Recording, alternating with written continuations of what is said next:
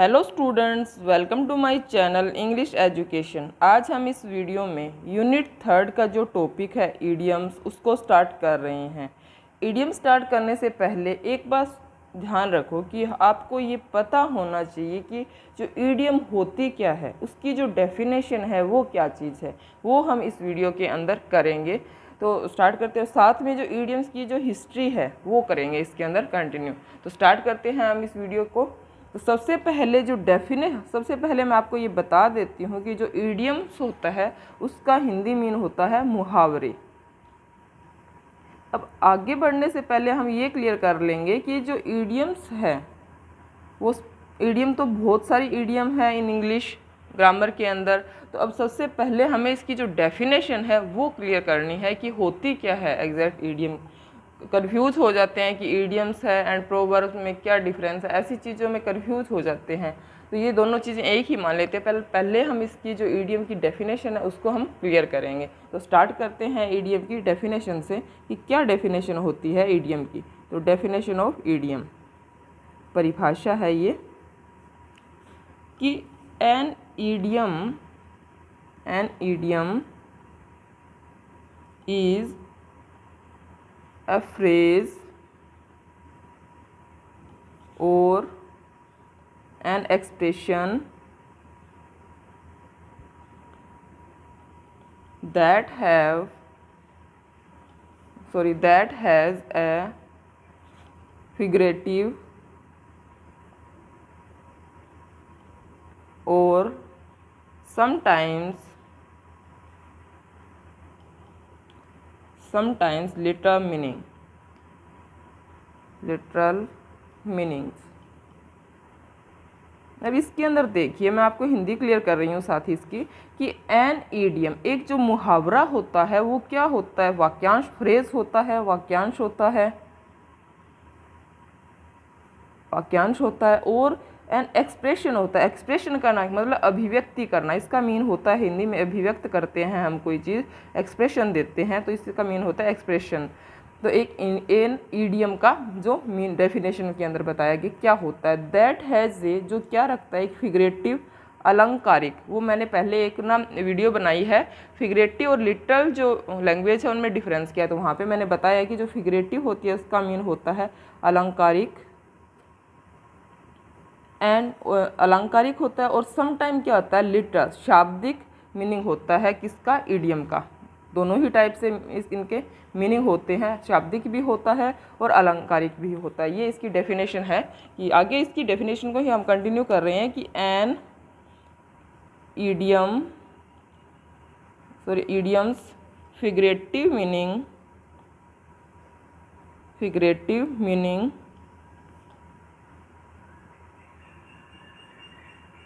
is different from the literal meaning। अब इसके अंदर आप देखिए कि जो एक ईडियम होती है, एन ईडियम जो मुहावरा है, उसका जो क्या होता है, फिगरेटिव मीनिंग इज़ डिफरेंट होता है फ्रॉम द लिटरल मीनिंग। जो अलंकारिक मीन होता है वो अलग होता है किससे, लिटरल मीनिंग से, जो शाब्दिक मीनिंग से अलग होता है। ये तो है, तो इसका क्या अलंकारिक मीन ही हम क्या है इसका यूज़ करते हैं, दोनों में डिफरेंस होता है। ठीक है, तो आगे करते हैं। ये इसकी डेफिनेशन थी कि क्या ये क्या होता है, एक फ्रेज होता है, एक एक्सप्रेशन होता है, ईडियम जो होता है, ये चीज़ इसके अंदर बताई गई है। और इसके अंदर फिगरेटिव मीन भी आ जाता है और लिटरल मीनिंग भी आ जाता है इसकी डेफिनेशन के अंदर। ठीक है, कंटिन्यू करते हैं हम अब ईडियम की हिस्ट्री को कि द हिस्ट्री ऑफ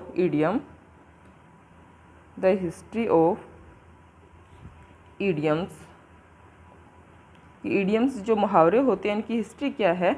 अब एक बात देखो, मैं इसलिए ये करवा रही हूँ, ये वीडियो बनाने का मेरा पर्पज़ भी है कि आपको जो ईडियम सीधे करवा दिए वो तो सभी करवाते हैं, पर एक बात देखो, अगर आपको थोड़ा सा डेफिनेशन है, उसकी जो हिस्ट्री है और क्यों हम यूज़ करते हैं ईडियम और उसका जो पर्पज़ है, वो चीज़ें हमें पता होनी चाहिए कि क्यों यूज़ करते हैं और ये चीज़ें। और सिंपल आगे हम जो वीडियो है जैसे मुहावरे हैं उनको ही हम कंटिन्यू करेंगे, स्टार्ट कर देंगे पहले पर इनकी ये 1-2 वीडियोज़ है, इनमें मैं पहले ये चीज़ें ही क्लियर करूँगी आपकी कि इनका पर्पज़ क्यों यूज़ करते हैं, और हिस्ट्री है, डेफिनेशन वगैरह है जो हम अब कर रहे हैं। द हिस्ट्री ऑफ ईडियम क्या है कि most idioms have an extensive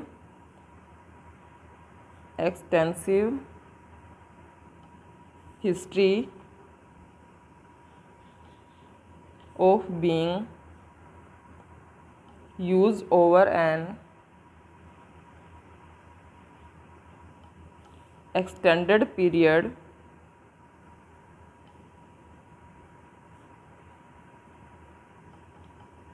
of time. अब इसके अंदर देखिए आप कि जो हम क्या करें, मोस्ट जो ईडियम्स है हैव एन विस्तृत जो है हिस्ट्री है उसकी। हर ईडियम जो कोई सारे जो ईडियम इनकी कोई ना कोई हिस्ट्री तो है कि कैसे स्टार्ट हुए थे, कैसे इनका ओरिजिन हुआ था, कब हुआ था, ये हिस्ट्री है सभी की। तो एक extensive history of being use over N extended period of time. हम क्या कर रहे हैं, विस्तारित जो अवधि है, इसका एक्सटेंडेड का मीन होता है विस्तारित होती है, पीरियड में हम क्या कर रहे हैं, इनका यूज़ कर रहे हैं, विस्तारित अवधि। इनकी सभी की हिस्ट्री है, विस्तृत हिस्ट्री है, और इनका हम क्या अभी भी क्या being used over N extended period, इस अवधि में भी हम क्या करें, इनका यूज़ कर रहे हैं। मैनी हैव, अब ये कह रहे हैं कि many have origins in the Bible and even more are derived from Old English or Latin phrases and words।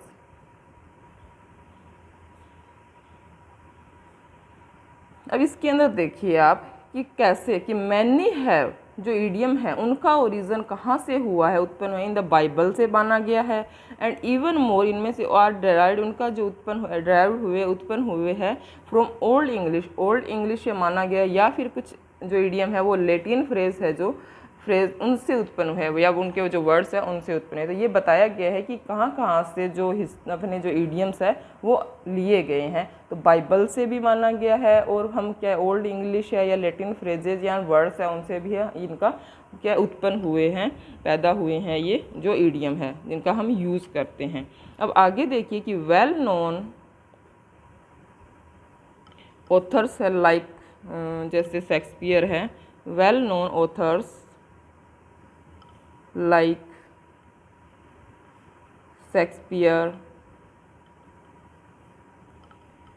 Shakespeare है, चौसर and many others have used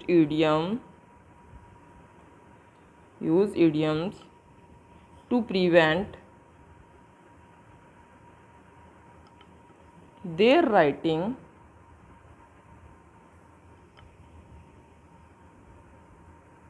from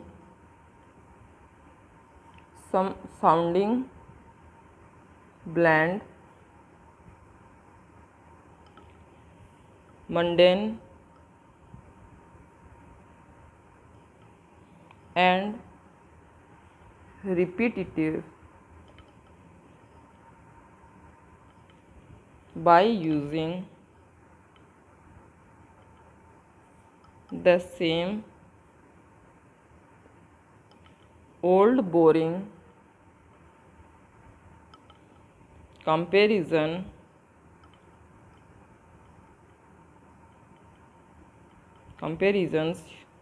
using both relative and literal term. अब इसके अंदर देखिए आप कि क्या कहा गया है यहाँ पे कि अब देखिए वेल नोन ऑथर्स है। अब ये इसलिए बता रहे हैं कि हम यहाँ क्यों यूज़ कर रहे हैं ईडियम का। और अब इसके अंदर देखो आप कि वेल नोन ऑथर्स है लाइक जैसे शेक्सपियर है, चौसर है एंड मैनी अदर्स है have used idiom to prevent their writing. जो इनकी राइटिंग है उनको रोकने के लिए क्या इनका यूज़ किया गया है। ओवर राइटिंग जैसे कर देते हैं, एक तो देखो सिंपल मीन बताना होता है किसी चीज़ का, तो उसके लिए हमें 4 से 5 सेंटेंस का यूज़ करना पड़ता है। एक अगर हम एक ईडियम से ही उसको बता देते हैं तो ऐसी चीज़ों को ही हम इसके अंदर बताएंगे कि जो ओवर राइटिंग है उसको प्रिवेंट करने के लिए ही क्या हुआ, ऑथर्स ने क्या किया, ईडियम का यूज़ किया। And writing from sounding bland, जो साउंडिंग ब्लैंड है जो उनकी आवाज़ होती है ब्लैंड होता है उनको, मंडेन जो सांसारिक, एंड रिपीटिटिव जो बार बार क्या होता है रिपीटिशन होता है किसी चीज़ का, उनको रोकने के लिए अपनी राइटिंग में इन्होंने क्या किया, जो वेल नोन जो ऑथर से उन्होंने क्या किया, ईडियम्स का यूज़ किया। Bye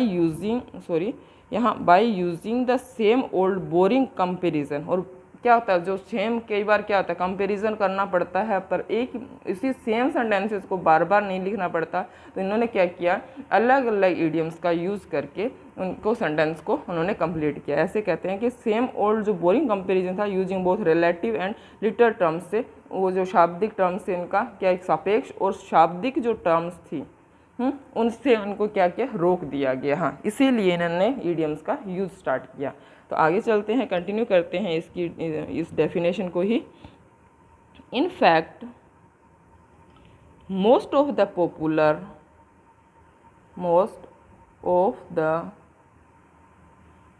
popular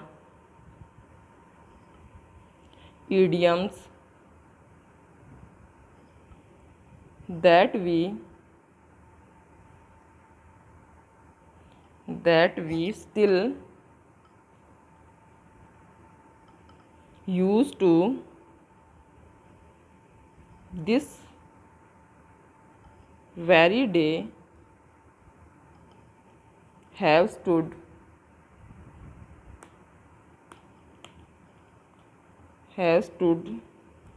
the ultimate test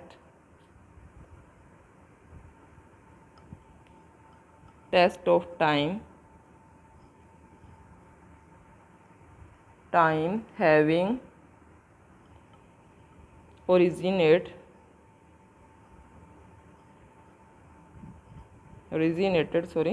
thousands of years ago। अब इसके अंदर देखिए आप कि यहाँ से है इनफैक्ट मोस्ट ऑफ द जो पॉपुलर ईडियम्स है दैट वी स्टिल अभी भी use to this very day, आजकल हम इनका जो क्या यूज़ कर रहे हैं, have stood the ultimate test of time having originated thousand of year, जिनका आज भी हम यूज़ कर रहे हैं उनका उत्पत्ति जो हुई थी वो थाउजेंड ऑफ ईयर्स अगो, पहले बहुत साल हज़ारों साल पहले इनकी उत्पत्ति हुई, फिर भी है हम आज इनका यूज़ कर रहे हैं क्योंकि ये मोस्ट ऑफ पॉपुलर जितने भी ईडियम्स हैं। तो ये बताया गया है कि इनका जो उत्पन्न हुए थे, जो ओरिजिनेट हुए थे, तो वो उनका ओरिजिन है वो तो थाउजेंड ऑफ ईयर्स पहले हुआ था। तो ये क्या चीज़ है, इस वीडियो के अंदर मैंने आपको इसकी जो डेफिनेशन है, उसकी जो हिस्ट्री है और कैसे मतलब इनका यूज़, किस लिए हम इसको यूज़ करते हैं, वो चीज़ मैंने बताई है आपको। तो आई होप आपको इस वीडियो से काफ़ी मदद मिली होगी कि एक ईडियम्स की जो डेफिनेशन है या हिस्ट्री है, ये चीज़ क्या होती है समझने में। तो आगे नेक्स्ट वीडियो में कंटिन्यू करेंगे हम ईडियम्स को ही। Thanks for watching my channel. Thank you very much.